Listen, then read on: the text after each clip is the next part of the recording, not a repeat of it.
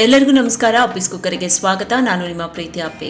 ವೀಕ್ಷಕರೇ, ನಾನು ಈಗ ಹೇಳೋ ತಪ್ಪನ್ನ ನೀವು ಮಾಡ್ತಾ ಇದ್ರೆ ದಯವಿಟ್ಟು ಇವತ್ತೇ ಸ್ಟಾಪ್ ಮಾಡಿ, ಮತ್ತೆ ಯಾವತ್ತೂ ಆ ತಪ್ಪನ್ನ ಮಾಡೋದಕ್ಕೆ ಹೋಗ್ಬೇಡಿ. ಯಾಕೆ ಅಂದ್ರೆ ಈ ತಪ್ಪನ್ನ ಮಾಡಿದ್ರೆ, ಅಂದ್ರೆ ನಾನು ಈಗ ಹೇಳುವಂತಹ ತಪ್ಪನ್ನ ಮಾಡಿದ್ರೆ ನೀವು ಲೈಫ್ ಲಾಂಗ್ ಸಫರ್ ಪಡಬೇಕಾಗತ್ತೆ, ಲೈಫ್ ಲಾಂಗ್ ಪರದಾಡಬೇಕಾಗತ್ತೆ, ಮಾತ್ರೆ ನುಂಗ್ಬೇಕಾಗತ್ತೆ.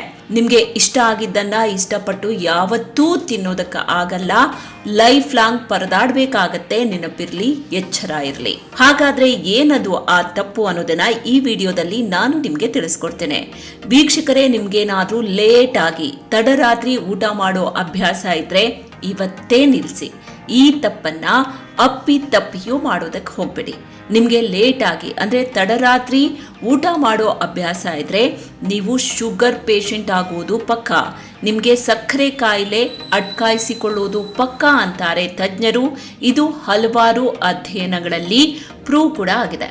ಹಾಗಾದ್ರೆ ರಾತ್ರಿ ಲೇಟ್ ಆಗಿ ಊಟ ಮಾಡಿದ್ರೆ ನಿಜಕ್ಕೂ ಸಕ್ಕರೆ ಕಾಯಿಲೆ ಬರುತ್ತಾ, ಶುಗರ್ ಮಟ್ಟ ಹೆಚ್ಚಾಗತ್ತಾ, ಅದಕ್ಕೆ ರೀಸನ್ ಏನು, ಈ ಬಗ್ಗೆ ತಜ್ಞರು ಏನ್ ಹೇಳ್ತಾರೆ ಅನ್ನೋದನ್ನ ನಾನು ನಿಮ್ಗೆ ತಿಳಿಸ್ಕೊಡ್ತೀನಿ. ತಜ್ಞರ ಪ್ರಕಾರ ತಡವಾಗಿ ಊಟ ಮಾಡೋದು ಒಳ್ಳೆಯದಲ್ಲ, ಇದು ತುಂಬಾನೇ ಡೇಂಜರಸ್. ಕೆಲವರು ರಾತ್ರಿ ಲೇಟ್ ಆಗಿ ಊಟ ಮಾಡ್ತಾರೆ, ತಕ್ಷಣ ಮಲಗ್ಬಿಡ್ತಾರೆ. ಇದು ಸಿಕ್ಕಾಪಟ್ಟೆ ಅಪಾಯ. ಆಗ ಜೀರ್ಣಕ್ರಿಯೆ ಸರಿಯಾಗಿ ಆಗೋದಿಲ್ಲ, ನಿಮ್ಮ ದೇಹ ಆಕ್ಟಿವ್ ಆಗಿಯೂ ಇರೋದಿಲ್ಲ. ಈ ಸಂದರ್ಭದಲ್ಲಿ ನೀವು ತಿಂದ ಆಹಾರ ಜೀರ್ಣ ಆಗೋದಿಲ್ಲ.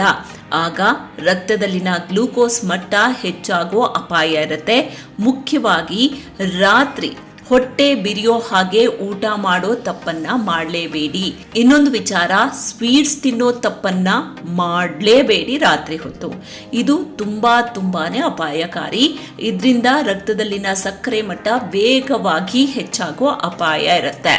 ಇದು ಕೇವಲ ಸಕ್ಕರೆ ಕಾಯಿಲೆ ಇರೋರಿಗೆ ಮಾತ್ರ ಅನ್ವಯಿಸೋದಿಲ್ಲ, ಆರೋಗ್ಯವಂತರಾಗಿ ಇರೋರು ಕೂಡ ಈ ತಪ್ಪನ್ನ ಮಾಡಬಾರ್ದು.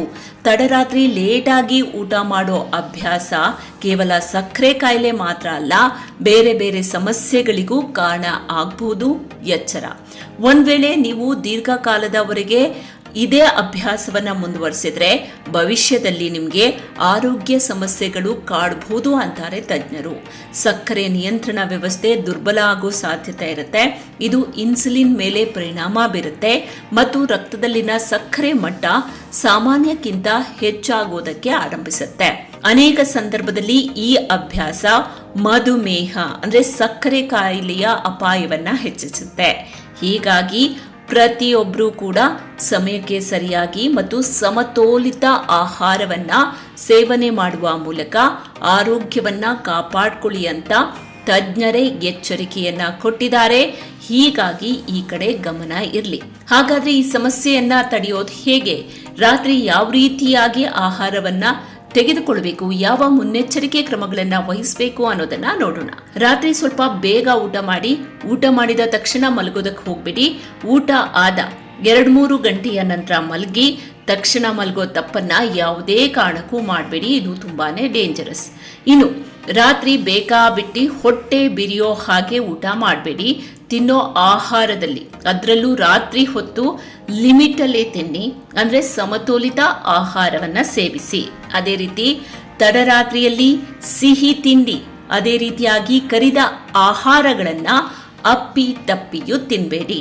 ಡೈಲಿ ವ್ಯಾಯಾಮ, ಜಾಗಿಂಗ್ ಇಲ್ಲ ವಾಕಿಂಗ್ ಮಾಡೋದನ್ನ ಮಿಸ್ ಮಾಡಬೇಡಿ.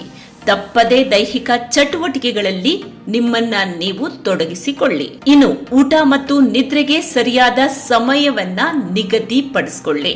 ನೋಡಿದ್ರಲ್ಲ ವೀಕ್ಷಕರೇ, ಲೇಟ್ ಆಗಿ ಊಟ ಮಾಡಿದ್ರೆ ಏನೆಲ್ಲ ಸಮಸ್ಯೆಗಳು ಕಾಡುತ್ತೆ ಅಂತ, ಎಷ್ಟು ಡೇಂಜರಸ್ ಅಂತ. ಅಪ್ಪಿತಪ್ಪಿಯೂ ಈ ತಪ್ಪನ್ನ ಮಾಡೋದಕ್ಕೆ ಹೋಗ್ಬೇಡಿ, ಹುಷಾರು, ಎಚ್ಚರ ವಹಿಸಿ. ವೀಕ್ಷಕರೇ, ಇದು ಎಲ್ಲರಿಗೂ ಕೂಡ ಯೂಸ್ಫುಲ್ ಆಗುವಂತಹ ವಿಡಿಯೋ, ಹೀಗಾಗಿ ಆದಷ್ಟು ಶೇರ್ ಮಾಡಿ. ಇಷ್ಟ ಆದ್ರೆ ಲೈಕ್ ಮಾಡಿ. ಜೊತೆಗೆ ನೀವಿನ್ನೂ ಕೂಡ ನಮ್ಮ ಚಾನೆಲ್ ಅನ್ನ ಸಬ್ಸ್ಕ್ರೈಬ್ ಮಾಡಿಲ್ಲ ಅಂತಂದ್ರೆ ಈ ಕೂಡಲೇ ಸಬ್ಸ್ಕ್ರೈಬ್ ಮಾಡಿ. ಪಕ್ಕದಲ್ಲೇ ಬೆಲ್ ಐಕಾನ್ ಇರುತ್ತೆ, ಅದನ್ನ ಕ್ಲಿಕ್ ಮಾಡೋದನ್ನ ಮರಿಬೇಡಿ. ಮತ್ತೊಂದು ಹೊಸ ಇಂಟ್ರೆಸ್ಟಿಂಗ್ ವಿಡಿಯೋ ಜೊತೆಗೆ ಆದಷ್ಟು ಬೇಗ ನಿಮ್ಮ ಮುಂದೆ ಮತ್ತೆ ಹಾಜರಾಗ್ತೀನಿ. ನಿಮ್ಮ ಸಪೋರ್ಟ್ ಇದೇ ರೀತಿ ಆಗಿರ್ಲಿ. ನಮಸ್ಕಾರ.